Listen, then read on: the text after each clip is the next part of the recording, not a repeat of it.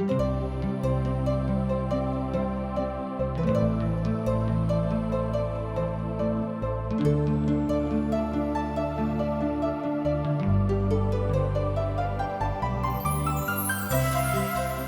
सब TWR के माध्यम से प्रस्तुत कार्यक्रम असक इजोत देख रहल छी। यह एकटा सुनियोजित ढंग से बाइबलक पुस्तक के अध्ययन अछि। यह कार्यक्रम के उद्देश्य अछि कि लोक दुनिया व संसार के बनाबय वाला परमेश्वर के उद्देश्य के बुझे व जाने कि हुनक इच्छा के अनुरूप चलै छी कि परमेश्वर के लोकों के रूप में हम अहाँक और अहाँ के परिवारक परवाह करै छी। अहाँ सबके आध्यात्मिक रूपों से आगा बढ़य में जीवनक ज्योति दऽ रहल छी। कृपया देखू आ सुनू, जाहिसँ परमेश्वर अहाँ के जीवन के ढेर आशीष से भरि देथिन। आशा के इजोत मैथिली कार्यक्रम में हम एक बेर और अहाँक अभिनंदन प्रभु यीशु मसीह के मीठ आ पवित्र नाम से कऽ रहल छी। हमरा सब पुनः इफिसियो के पोथी में छी। आजुक दिन हमरा सब एहि पोथी के एक पद से लऽ कऽ 3 पद धरि देखब, किएक तऽ आरंभ में बड़ गंभीर बातक हमरा लोकनि देखैत छी। जेना कि हम अगला दिन अहाँ से कहने छलहुँ हैं कि हमरा सबके देखबाक अछि कि प्रभु यीशु मसीह के इच्छा की अछि हमरा सभक जिंदगीसँ। ध्यान दियौ, प्रभु यीशु मसीह के की इच्छा छनि हमरा सभक जिंदगीसँ।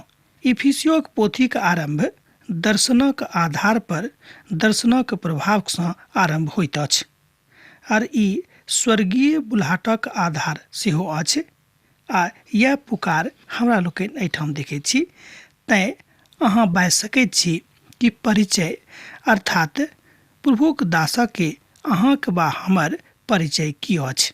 सबसँ पहिने पौलुस अपन परिचय दऽ रहल छथि। ओ बता रहल छथिन कि पौलुसक दिससँ जे परमेश्वरक इच्छासँ यीशु मसीह के प्रेरित थिकाह, ओ पवित्र और मसीह यीशु में विश्वासी लोकक नामक पाती जे इफिसुस नगरी में रहैत छथि, हमर पिता परमेश्वर आर प्रभु यीशु मसीह के दिससँ अहाँक अनुग्रह और शांति मिलैत रहिक। ए बातक एहिठाम अहाँ देखलहुँ हैं इफिसियो पोथी तकर 1 अध्याय आ तकर 1 पद से लऽ कऽ 2 पद में पौलुस जतेक परिभाषा देवल गेल छनि हुनका विषय में, ओहिमे से सबसँ कमजोर परिचय यह अछि। बड़ साफ तौर पर कहल जा सकै छै जे इफिसुसक कलीसिया में आनल गेल सुसमाचार अछि आ यह बात समस्त कलीसियाक लेल बड़ हितकारी भऽ जाइत अछि। इफिसुसक किछु पांडुलिपि में किछु बातक छोड़ि देवल गेल छलैक। तहन अहाँ बाजि सकैत छी जे इफिसुसक पत्री पौलुसक अपन इफिसियोक विश्वासी लिखने रहथि और कुलुसियोक पत्री में वो अपन लोकक एहि बातक शिक्षा दैत छथि जे एहि पोथी के पढ़ैत रहलहुँ हैं। अर्थात ई पत्री समस्त कलीसियाक लेल एकटा कानूनोक जकाँ पत्री अछि। यह बात अपन समस्त कलीसियाक अर्थात अपन मसीही लोकक लेल आदरक बात अछि, सम्मानक बात अछि, नीक बात अछि। एखनो यह बात लागू भऽ सकैत छै। यह अनदेखार मसीह के देही अछि। पौलुस मसीह के प्रति खूब नीक रीतिसँ छथि, अर्थात मसीह के प्रति हुनक आदर भरल छनि। तैं बाजल जा सकैत कि पौलुस प्रभु यीशु मसीह के प्रेरित छलाह। जेना एक बेर और अहाँके बतौने छलहुँ हैं कि प्रेरितक अर्थ की होइत अछि। एक बेर आर सुनि लिअ, तहन आगाँ जहन बढ़बै तऽ अहाँके खूब आनंद हेतै। प्रेरितक अर्थ यह भेलैक कि जिनहक नियुक्ति स्वयं प्रभु यीशु मसीह अपना दिससँ अपन बातक बजबाक लेल कयने छथि, हुनका प्रेरित कहल गेल छै। कि एहि नामसँ हुनक महिमा में अपन नामक परिवर्तन कयल जा सकैत छै। अहाँ नहि बुझब जे हम पौलुसक 2 भाग में विभाजित कऽ रहलहुँ हैं। अर्थात पहिलका जिंदगी में पौलुस जे किछु छलाह हमरा लोकनि जानैत छी, हुनक जिंदगी नीक नहि छलनि। मुदा जहियासँ ओ प्रभु यीशु मसीह के अपन उद्धारकर्ता के रूप में ग्रहण कऽ लेलखिन, ताय दिनसँ ताय घड़ीसँ ताय कालसँ हुनक जिंदगी में प्रभु यीशु मसीह के प्रामाणिकता सदिखन झलकैत रहिक। हमरा सभक जिंदगी में ई बात अछि कि नहि, ई बातक जानकारी बड़ जरूरी भऽ जाइ छै। पौलुस बाजैत छथि जे हम प्रेरित थिकहुँ हैं। प्रेरितक अर्थ की होइत अछि तकरा विषय में तहाँ अखन सुनलहुँ। आ कलीसिया में ई सर्वोच्च स्थान अछि। आजुक दिन में केओ पौलुसक स्थान पर नहीं छथि बा हुनका स्थान पर केओ बैस नहीं सकैत छथि। कलीसिया में प्रेरित रहैत छलाह। ओ हुनक मुख्य काज रहनि कि प्रभु से जे ओ सुसमाचार पाबैत छलाह, प्रभु से जे हुनका समाद भेटैत रहनि, ओहि समाद के आनि कऽ ओ अपन कलीसिया के बताबैत रहैत, जाहिसँ कलीसिया के जतेक सदस्य, जतेक भाई बहिन रहैत, धियापुता रहैत, हुनका प्रभु के दिससँ की समाद भेटल छनि तकर जानकारी होनि। प्रेरित अपन आज्ञा अर्थात परमेश्वरक आज्ञा का ओ सोझा सोझी जीवित प्रभु यीशु मसीह के हाथ से प्राप्त करैत छलाह। ई अधिकार प्रेरितक छलनि। ध्यान दियौ कि ओ जीवित प्रभु यीशु मसीह से सोझा सोझी आज्ञा प्राप्त करैत छलाह। पौलुस एहि बातक लेल स्वयं के अधिकृत मानैत छथि। तैं पौलुस एहि बातक बड़ स्पष्टता के साथ बाजैत छथि कि हम प्रभु यीशु मसीह दिस सँ नियुक्त कयल गेल प्रेरित थिकहुँ हैं। ई अधिकार हुनका छलनि आ एहि अधिकारक उपयोग कलीसिया में करैत छलखिन। गलतियों के पत्री तकर 1 अध्याय आ तकर 1 पद में बताबैत अछि कि पौलुस जे मनुखक दिस सँ नहि और नहि मनुखक द्वारा वरन यीशु मसीह और परमेश्वरक पिता के द्वारा जे हुनक मूला में से जिओने रहैत प्रेरित थिकाह। ध्यान दियौ, एहिठाम पौलुस अपन अधिकारक विषय में बता रहल छथि कि पिता के दिस सँ, जीवित परमेश्वरक दिस सँ, जीवित यीशु मसीह के दिस सँ हुनका की अधिकार भेटल रहनि। एक बेर आर देखियो, गलतियों के पत्री तकर 1 अध्याय आ तकर 1 पद में पौलुस जे मनुखक दिस सँ नहि और नहि मनुखक द्वारा वरन यीशु मसीह और परमेश्वर पिता के द्वारा जे हुनका मुअला में से जिओने रहैत प्रेरित थिकाह। अर्थात पौलुस अपन कथा के एहिठाम सार्वजनिक कऽ रहल छथि जाहि बातक अधिकार हुनका परमेश्वर देने छलखिन। यह काज अछि जे हम विश्वास करैत छी जे पौलुस यहूदा थिकाह, कारण हुनका एहि बातक अधिकार प्रभु यीशु मसीह देने रहथि। किएक तऽ प्रेरित आज्ञा जे पाबै छलखिन ओ सोझा सोझी प्रभु यीशु मसीह से प्राप्त करैत छलखिन। तहन एहिठाम स्पष्ट भऽ जाइत अछि कि हुनका बहुत जबरदस्त अधिकार प्रभु यीशु मसीह के दिस सँ भेटल रहनि। प्रेरित उद्धारकर्ता प्रभु यीशु मसीह के मोला में से जी उठलाक बाद पुनः देखल जा सकैत छै आ पौलुस अपन ओहि आवश्यकता के पूर्ति कऽ सकैत छथि। प्रेरित एकटा विशेष आवश्यकता के प्राप्ति कऽ सकैत छथि। ओ पवित्र पोथी के लिखऽ में और तकरा ऊपर अपन अनुभवक प्रायोजित करऽ में एहि बातक खूब नीक रीति सँ मानै छलखिन। एहि बातक सत्यापन अहाँ कऽ सकलहुँ हैं यूहन्नाक रचल सुसमाचार तकर 14 अध्याय आ तकर 26 पद में, आ तकरा बाद 16 अध्याय तकर 13 पद में, गलतियों के नामक पत्री तकर 1 अध्याय तकर 11 और 12 पद में। आ पौलुस अपन प्रेरित होयबाक अधिकार तकरा विषय में ओ तो आधारभूत तथ्यक राखने छथि। आ प्रेरितक चमत्कारक विषय में हमरा लोकनि प्रेरितक पोथी में देखैत छी। एहि तरह हमरा लोकनि देखलहुँ हैं कि प्रेरित बड़ उच्च अधिकार प्राप्त मनुख रहैत जे प्रभु यीशु मसीह के द्वारा हुनका सोझा सोझी एहि बातक समाद भेटैत रहनि। ई अधिकार हुनका सोझा सोझी प्रभु यीशु मसीह देने छलखिन। अधिकार हुनका भेटल रहनि। अब तऽ स्पष्ट भऽ गेल। मरकुसक रचल सुसमाचार तकर 6 अध्याय तकर 13 पद में, लूकाक रचल सुसमाचार तकर 9 अध्याय तकर 12 पद में, आ तकरा बाद 1 और 2 पद में, प्रेरितक पोथी तकर 2 अध्याय तकर 43 पद में एहि अधिकारक ऊपर इशारा कयल गेल अछि। आ हमर विश्वास अछि जे आजुक मनुख के एहि अधिकारक नहि देवल गेल छनि आ एहि अधिकारक चिन्ह मात्र प्रेरितक भेटल रहनि। किएक तऽ प्रेरित होयबाक जतेक चिन्ह सुसमाचार में बतायल गेल अछि ओ सबटा चिन्ह पौलुसक जिंदगी में रहनि। यूहन्ना प्रथम शताब्दी के अंतिम काल धरि एहि प्रक्रिया में लागल छलाह एहि बातक दर्शन लोकक मात्र अपन बाड़ी में बैस कऽ प्राप्त कऽ सकैत छथि। दोसर यूहन्नाक पोथी तकर 2 अध्याय तकर 10 पद में एहि बातक उल्लेख मिलैत अछि। दोसर कुरिन्थियोक पोथी तकर 11 अध्याय आ तकर 28 पद में एहि बातक एहि बातक गंभीरताक आ तकरा विषय में अहाँ ओतऽ देख सकैत छी। एहिठाम हमरा लोकनि देखैत छी कि संत पौलुस एहि सबटा बातक अपना पूर्ति के लेल ने, मुदा अपन उद्धारकर्ता के इच्छा के पूर्ति के लेल एहि संसार में जब हुनका अधिकार भेटलनि तो आबि कऽ एहि अधिकारक प्रयोग कऽ कऽ लोकके प्रभु यीशु मसीहके सुसमाचार देनाइ आरम्भ कऽ देने रहथि। ओ एकटा यीशुके प्रेरित छलाह, एहिमे कोनो शक नहि थिक। तहन हुनक प्रेरित होयबाक विषय में जे बतायल गेल अछि, पौलुस कहै छथि जे प्रभुक इच्छाक अनुसार हम हुनक प्रेरित थिकहुँ हैं। पौलुस प्रभु यीशु मसीह के प्रेरितक काजक सवाद चाखि लेने रहथि, तैं हुनक अपन स्थान बहुत ऊँच भऽ गेल रहनि, अर्थात प्रभुक नजरी में पौलुस बहुत ऊँच भऽ गेल छलाह। तऽ ओ प्रभुक इच्छाक अनुसार काज करैत छलखिन।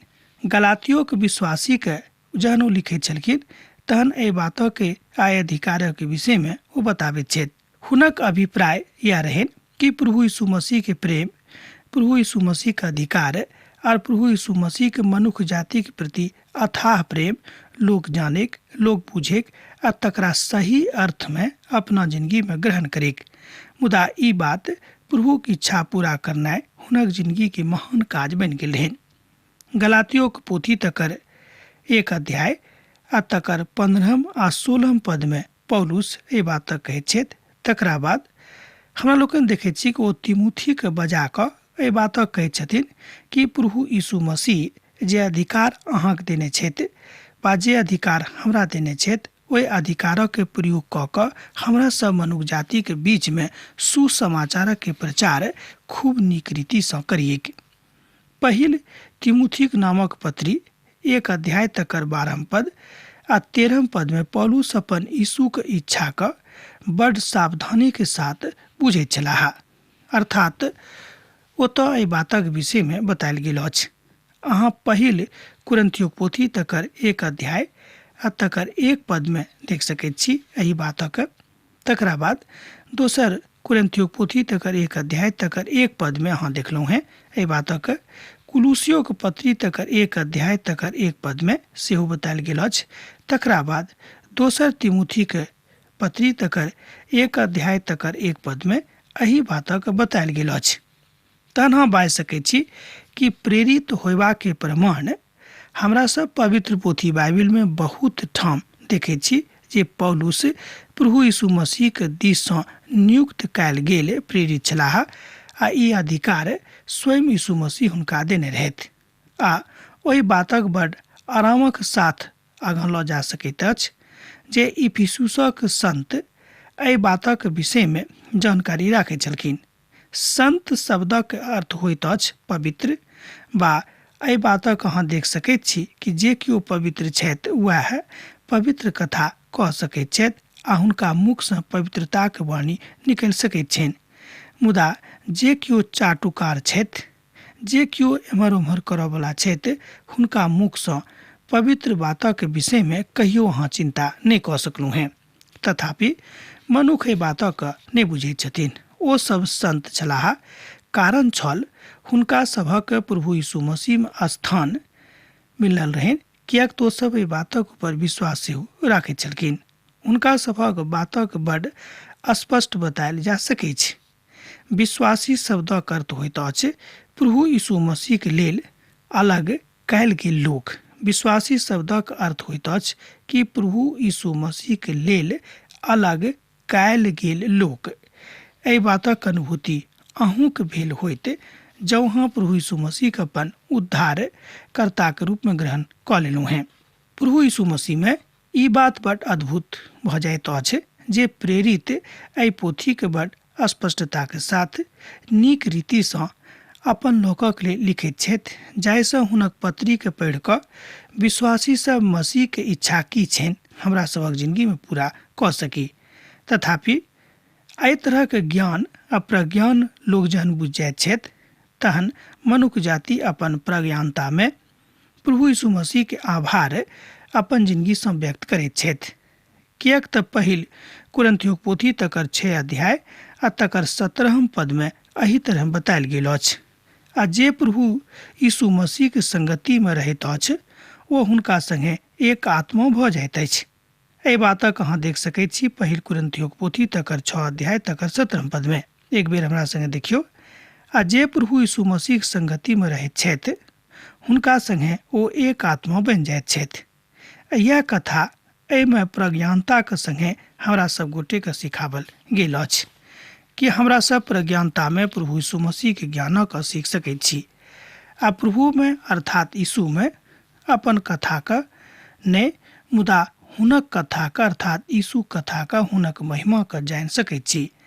अपन कथा कहाँ बता सकलहुँ हैं अपना रीति से, अपन समस्या कहाँ बता सकलहुँ हैं अपना रीति से, मुदा न्याय परमेश्वरक हाथ में अछि। आ यह बात प्रभु यीशु मसीह के अपन कथा का बतायल जा सकै छै।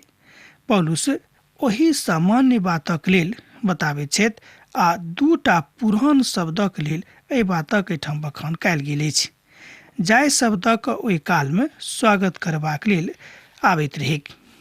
अहाँ आजुक संसार में सब ठाम शांति शब्दक प्रयोग देखैत होबेक। आजुक संसार में हमरा लोकनि देखैत छी कि लोग शांति शब्दक प्रयोग करैत छथि। अहाँ संसारक कोनो देश में चलि जाउ, लोग कहत कि हम शांति के प्रयास कऽ रहल छी। शांति के राजकुमार प्रभु यीशु मसीह छथि। हुनका बिनु केओ शांति के प्रयास कऽ कऽ शांति स्थापित नहीं कऽ सकैत छथि। आ एही सतक बहुत लोग नहीं मानै छथिन। तैं आजुक युग में आजुक संसार में अहाँ देखैत होब कि शांति बहुत कम ठाम छैक। बहुत बात में सब ठाम शांति भऽ सकै छै, मुदा ओ शांति प्रभु यीशु मसीह के दिस सँ जँ नहीं अछि तो ओ शांति के काल बड कम दिनक रहतैक। आ संसार शांति शब्दक नीक रीति सँ बहुत कम लोग बुझने छथि। समस्त बातक ऊपर बतायल जा सकै छै, मुदा ओ शब्द बड नीक तऽ सुनब लागैत अछि, प्रभावकारी लागैत अछि, मुदा एहि शब्दक के प्रयोग सही अर्थ में आजुक देश आजुक संसार नहीं कऽ रहल छथि। हम हुनका से आग्रह करबनि कि एहि शब्दक के प्रयोग ओ नीक रीति से अपना जिंदगी में लागू कऽ कऽ देखैत तहन हुनका पता लगतनि कि प्रभु यीशु मसीह के शांति कतेक नीक रीति से व्याप्त होइत अछि। हमर पिता परमेश्वरक महिमा में ओहि बातक प्रतीकात्मक कथा बतायल गेल अछि। आ इफिसुसक कलीसिया ओहि काल में ओहि बात में बड अंतरंग छलाह। हुनका सभक लग प्रभु यीशु मसीह के अथाह शांति रहनि। आ एही ठाम अहाँ परमेश्वरक तीनों रूपक देख रहल छी। आ यह बात प्रभु के महिमा में बड आभारित भऽ कऽ अहाँ दोसरों के सिखा सकलहुँ हैं। प्रभु यीशु मसीह अपन पिता के दहिना दिस में दहिना कांत में विराजमान छथि अखनो, और हमरा सभक लेल प्रार्थना कऽ रहल छथि। एहि बातक प्रमाण पवित्र पोथी बाइबिल दैत अछि। बाइबिलक जतेक लोग जानैत छथि हुनका एहि बातक ऊपर विश्वास छनि कि प्रभु यीशु मसीह पिता परमेश्वरक दहिना कांत में बैस कऽ हमरा सभक लेल प्रार्थना कऽ रहल छथि और पिता सँ अर्थात परम पिता परमेश्वर सँ अनुशंसा कऽ रहल छथि। यह बात आजुक परिप्रेक्ष्य में खूब नीक रीति सँ हमरो सब गोटे के बुझबाक अछि। समस्त रूपे अहाँ बाजि सकै छी कि पिता परमेश्वर कलीसिया के योजना के बनौने छथि। ध्यान दियौ कि पिता परमेश्वर कलीसिया के योजना के बनौने छथि। ई योजना कोनो मनुखक दिस सँ नहीं बनल अछि, नहीं आयल अछि। अब हमरा सब एहि अध्याय के अर्थात पहिल अध्याय के मुख्य विभाजनक लग आबि गेल छी। आ यह बात बड महत्वपूर्ण सत्य के साथ आरंभ होइत अछि। हमर प्रभु यीशु मसीह के परमेश्वर और पिता का धन्यवाद हुए कि जे ओ हमरा मसीह में स्वर्गीय स्थान में सब प्रकारक आशीष देने छथि। एहि बातक एहिठाम अहाँ देखलहुँ हैं एही पोथी के 3 पद में अर्थात पहिल अध्याय के 3 पद में स्पष्ट कऽ दै छी। इफिसियों पोथी तकर 1 अध्याय तकर 3 पद में हमर प्रभु यीशु मसीह के परमेश्वर और पिता के धन्यवाद हुए कि जे ओ हमरा मसीह में स्वर्गीय स्थान में सब प्रकारक आशीष देने छथि। एहिठाम किछु बातक हमरा सब देख सकैत छी। ओ हमरा सभक आशीष देने छथि। हमरा सभक लेल चिंता करैत छथि आ हमरा सभक लेल ओहि सबटा बातक पूर्ति कयने छथि जाहि बातक के हमरा सभक जिंदगी में आवश्यकता अछि। हुनक बड़ाई करियौ, किएक तो हमरा सब गोटे के आराम देने छथिन। एकटा बड़ नीक उद्घोषणा अहाँके जिंदगी से हैत आ एहि बातक सुनबाक प्रयास यीशु मसीह कऽ रहल छथि। ई हुनका सुनि कऽ नीक लागतनि जे हुनक धियापुता परमेश्वरक आनंदक बुझि कऽ आ हुनक प्रयोगात्मक रूपे हुनक आभार व्यक्त कऽ रहल छथिन। प्रभु हजारों हजार आशीष मनुक्ख देने छथि जकर गिनती हमरा लोग नहि कऽ सकलहुँ हैं, मुदा एहि बातक नीक रीति सँ हमरा लोग नहि बुझैत छी। प्रभु थिकाहा ओ छथि, ओ रहताह, ओ महिमा में छथि आर महिमा के परमेश्वर छथि। हुनक प्रभुत्व एहि संसार में सब दिन सब कालक लेल सामान्य रूप में रहतिक, ओहिमे कोनो तरहक कमी घटी नहि हेतिक। प्रभु यीशु मसीह के स्वर्गीय आनंद में ई बात अहाँ बुझि सकैत छी। जँ अहाँके प्रभु यीशु मसीह के स्वर्गीय आनंद नहीं भेटल अछि तऽ एहि बातक अनुभूति अहाँ नहीं कऽ सकब। मुदा प्रार्थना के साथ जँ अहाँ एहि बातक अनुभूति करनाइ आरंभ कऽ देबै तऽ अहाँ बुझि जायब। आत्मिक आशीष खाली अहाँके लेल नहि, मुदा जे किओ प्रभु यीशु मसीह पर विश्वास राखैत छथि हुनका सभक ऊपर छनि। यह बात प्रभु यीशु मसीह में पिता परमेश्वरक बड़ाई हुए के हमरो सभक कहबाक अछि। हमरा सभक ई बात सेहो बुझबाक अछि कि प्रभु यीशु मसीह जहन अहाँ से प्रेम राखैत छथि ओही तरह ओ हमरो से राखैत छथि, ओही तरह ओ अहाँके धियापुता सँ सेहो राखैत छथि। एहिठाम यहोशूक दिस जँ अहाँ ताकबै तऽ पाएब, किएक तऽ हुनका सो बाजने रहथि कि जेना हम अहाँके आशीष देने छलहुँ हैं, अर्थात ओही तरह अहाँके धियापुताक सेहो आशीष देब। यहोशू के ओ कहने छलाह पिता परमेश्वर कि जेना हम मूसा के अगुवाई कयने छलहुँ ओही तरह हम अहूँ के अगुवाई करब, अर्थात ओहि वचनक अनुसार जे हम मूसा सँ बाजने छलहुँ हैं, अर्थात जाय जाय स्थान पर अहाँ अपन पाँव के राखबेक ओहि सबटा स्थान के हम अहाँके दऽ देब। एहि बातक अहाँ देखलहुँ हैं यहोशूक पोथी तकर 1 अध्याय तकर 3 पद में। हमर मित्रवर, पिता परमेश्वर सब किछ सब प्रकारक आशीष अहाँके देबाक इच्छा राखैत छथि, मुदा हाँ, जँ अहाँ आशीष लैके इच्छा नहि राखैत छी तऽ अहाँके कोना भेटत। सबसँ मुख्य कुंजी यह थिक कि अहाँ पवित्र रहू, आर किएक तऽ पिता पवित्र छथि। बिनु पवित्रता के केओ पिता के प्रसन्न नहि कऽ सकैत छथि। उद्धारकर्ता यीशु मसीह अहाँ से प्रेम राखैत छथिन।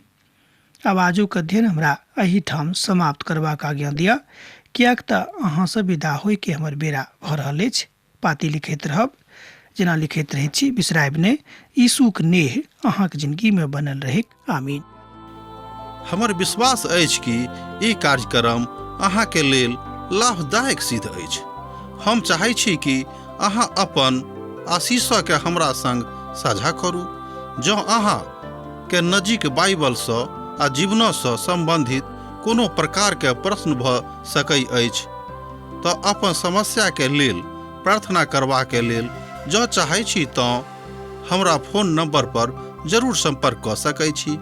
परमेश्वर अहाँ सब के लेल एकटा सुंदर, सुखद, आनंदित दिन प्रदान करै।